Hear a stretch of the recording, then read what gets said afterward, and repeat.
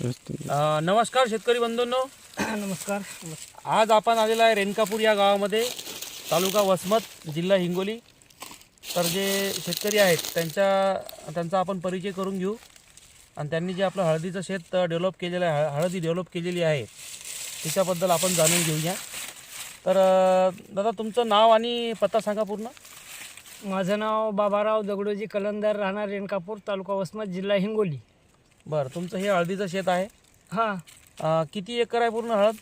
हे साहेब 2.25 acre. 2.25 acre. याच्या अगोदर यावर्षी पण आपण व्हिडिओ घेतलेला आहे आणि अगोदरची जी क्वालिटी आहे त्याचा आपण प्रत्येक शेतकऱ्यांना 2 किंवा 3 व्हिडिओ आतापर्यंत अपलोड केलेले या वर्षीचे यांचे.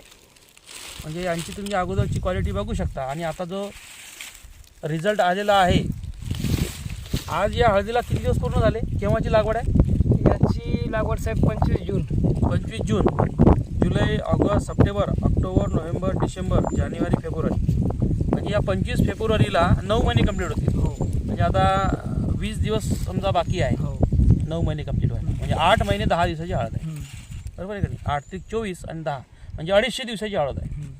आणखी 20 दिवस याला आणखी कंप्लीट व्हायला लागतील, कारण की हे 9 महिन्याचं पूर्ण पीक आहे. तर सुरुवातीपासून तुम्ही जे धन्वंतरीचं नियोजन केलेलं आहे, आपण आत्तापर्यंत 2-3 व्हिडिओ जे अपलोड केलेले त्याच्यामध्ये तुम्ही सांगितलेलंच आहे की आपण बेन प्रक्रिया वगैरे केली. हो हो 3-4 हजार रुपये आतापर्यंत ड्रिंचिंग झालेले आहेत. हो. बॅक्टेरियज किट असेल, आपलं सॉईल गार्ड असेल, गोरस अल्ट्रा स्लरी असेल, ती तुम्ही आत्तापर्यंत वापरली.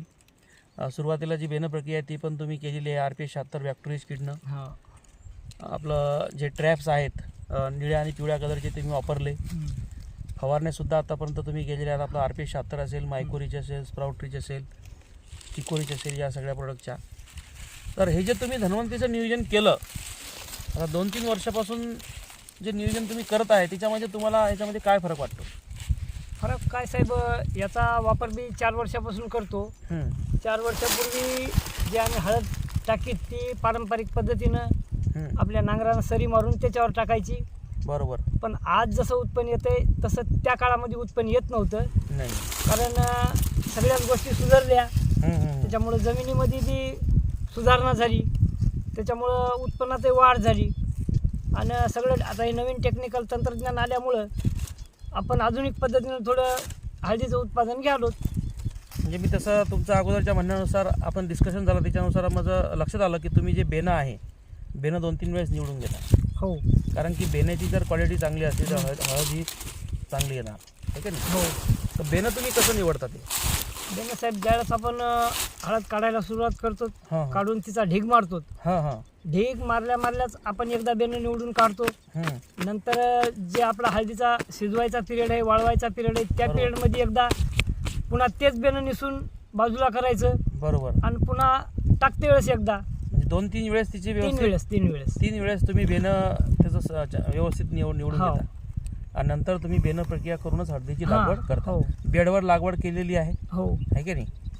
आणि धन्वंतरीचं जे म्हणजे धन्वंतरीची ट्रीटमेंट तुम्ही याला पूर्ण वापरली. म्हणजे आजपर्यंत आता तुम्ही बघायला आलं की बाकीचे लोक 20-25 क्विंटल घ्यायला थोडं मागं पुढं पाहत आहेत. आज तुम्ही 30-35 क्विंटलच्या वर 40 क्विंटल 45 क्विंटलपर्यंत पोहोचलेले आहेत, आहे की नाही? मागचा तुमचा जो अनुभव आहे, म्हणजे तुम्हाला धन्वंतरीच्या ट्रीटमेंटमध्ये असं काय वाटलं की जेणेकरून तुम्हाला हा फायदा होत आहे? म्हणजे भावामध्ये सुद्धा जो तुम्हाला फरक वाटला, जे क्वालिटी वजन आहे त्याच्यामध्ये तुम्हाला जे फरक वाटला, त्याचं तुम्हाला शेतकऱ्यांना काय म्हणायचं आहे? काय केलं पाहिजे शेतकऱ्यांनी?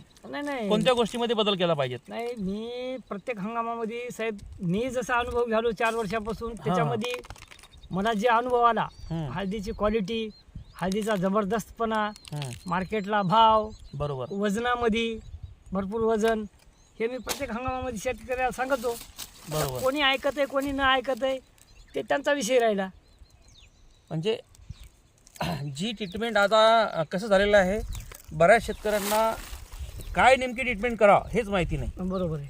बरोबर आहे की? त्यांना फक्त इतकं माहिती आहे की हे हळदीची एकदा लागवड करून द्यायची, 2-3 वेळेस खत टाकायचे आणि 2-3 फवारण्या करायच्या आणि ड्रिंचिंग करायची तर फक्त ह्युमिक ॲसिडची ड्रिंचिंग करायची. तिच्या पलीकडे कोणाला काही माहीत नाही. आता आपले जे प्रोडक्ट आहेत, तसं आपलं बॅक्टेरियज किट आहे, त्याच्यामध्ये आपण जीवाणू दिलेले आहे, 7 प्रकारचे जीवाणू आणि व्यायाम.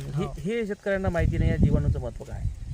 किंवा आपण जी सॉईल गार्डची 2 वेळी ड्रिंचिंग केली आतापर्यंत, की जमिनीमधले जे शत्रू कीटक आहे, जे जमिनीमधली बुरशी असेल, निमॅटोड असेल, जे पिकांना घातक असे बुरशी असतील त्याचं नियोजन करणे, कोंबडी अळीचा प्रॉब्लेम असेल तर त्याचं नियोजन करण्यासाठी आपलं निमारीच आहे. अशा प्रकारचे प्रोडक्ट जर शेतकऱ्यांनी वापरले तर नक्कीच त्यांना फायदा होईल. 100% फायदा होणार साहेब. बरोबर आहे का नाही? बिलकुल. पारंपरिक पद्धतीने आपण करत राहिलो तर आपल्या उत्पन्नामध्ये काही विशेष वाढ होऊ शकणार नाही, उलट घटणार आहे उत्पन्न. पण जे आवश्यक आहे जसं अन्नद्रव्य व्यवस्थित पिकाला मिळणं आवश्यक आहे, तर आपण जे ग्रॅन्युअल 2 वेळेस वापरलं RPS 76 ग्रॅन्युअल, त्याच्यामुळं पिकाला जे आहे रासायनिक खतामध्ये आपण मिक्स करून टाकलं तर पिकाला जे अन्नद्रव्य मिळायला पाहिजेत, जे रासायनिक खतातून मिळत नाहीत ते आपण याच्यामधून कव्हर केलेले. आणि फक्त रासायनिक खतं टाकून, माझा हा शेतकऱ्यांना सल्ला राहील की फक्त रासायनिक खत टाकून आपल्या जमिनीचा ऑर्गॅनिक कार्बन वाढू शकत नाही.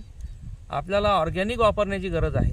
म्हणून RPS 76 ग्रॅन्युअलसारखं प्रोडक्ट आपण जर वापरलं खतामध्ये मिक्स करून तर नक्कीच आपल्या जमिनीमध्ये त्याचा ऑर्गॅनिक कार्बन वाढण्यामध्ये मदत होईल, जीवाणूची संख्या वाढण्यामध्ये मदत होईल. आणि आपल्याला जर उत्पन्न वाढवायचं असेल तर ह्या 2 गोष्टी महत्त्वाच्या आहेत. तर तुमचा अजून काय संदेश राहील शेतकऱ्यांना 2 शब्दामध्ये सांगा.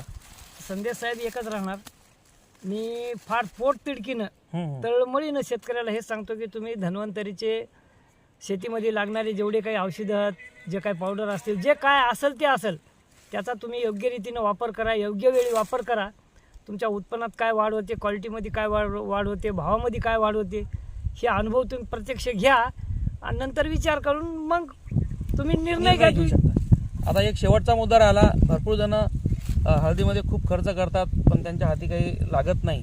आज तुम्ही या किती दीड पाऊण 2 एकर हळद आहे, पावणे 2 एकर हळदीला आतापर्यंत टोटल खर्च किती झाला? म्हणजे आपल्या धन्वंतरीचे प्रोडक्ट असतील, काही रासायनिक खत तुम्ही वापरलं असेल, या सगळं टोटल खर्च किती झालेला आतापर्यंत? एकंदरीत साहेब माझी हळद 2 एकर आहे, पण हे पावणे 2 एकर इथं आहे, 20 गुंठे घराच्या मागं आहे, असं मिळून 2 एकर हळद आहे. तर 2 एकर हळदीला आतापर्यंत रासायनिक फक्त केवळ 7 बॅगचा वापर केलेला आहे. रासायनिक खताच्या 7 बॅग, त्याच्या पलीकडे बिलकुल रासायनिक कोणतंही वापरलं नाही. पूर्ण औषधं धन्वंतरीचेच वापरले. तरी आपला पेण्याचा खर्च सोडून जे हे ट्रीटमेंटचा खर्च आला हे केवळ 20,000 रुपये खर्च आहे. फक्त 20,000 रुपये. 20,000 रुपयाच्या खर्चामध्ये तुमची ही हळद डेव्हलप झाली बिलकुल आहे.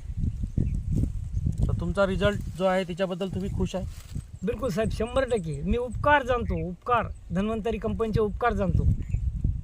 तर चला शेतकरी बंधू, तुम्हाला जर धन्वंतरीचे प्रोडक्ट जर उपयोग घ्यायचा असेल तर तुम्ही अमोल भोग आंध्रे आपले हिंगोली यांना संपर्क करू शकता. आणि या हळदीचा तुम्हाला रिझल्ट पाहिजे असेल तर यांचं शेत आहे रेणकापूर या गावी, वसमत तालुक्यामध्ये, जिल्हा हिंगोली. इथं तुम्ही या शेतामध्ये येऊन प्रत्यक्ष हळद बघू शकता. कोणत्याही बेडमधली हळद काढा आणि तुम्ही हे हळदीचं तुम्ही हे क्वालिटी बघू शकता. याच्यामध्ये कोणत्याही प्रकारचा प्रॉब्लेम तुम्हाला दिसणार नाही. आणि आणखी याला 20-25 दिवस